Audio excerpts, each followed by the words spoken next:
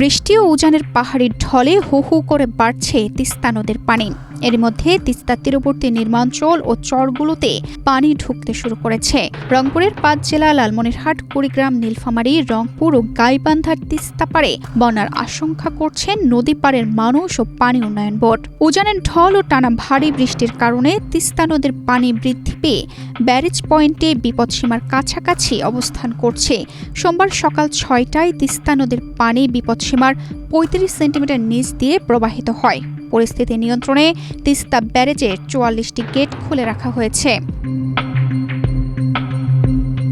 পানি উন্নয়ন বোর্ড জানিয়েছে, আগামী ৭২ ঘন্টার মধ্যে তিস্তা তীরবর্তী এলাকায় বন্যার আশঙ্কা রয়েছে।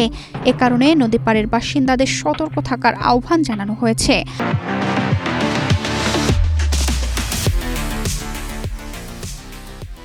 বর্তমানে তিস্তা ব্যারেজের পয়েন্টে পানি প্রবাহ রেকর্ড করা হয়েছে ৫১.৮০ সেন্টিমিটার, যেখানে বিপদ সীমা ৫২.১৫ সেন্টিমিটার।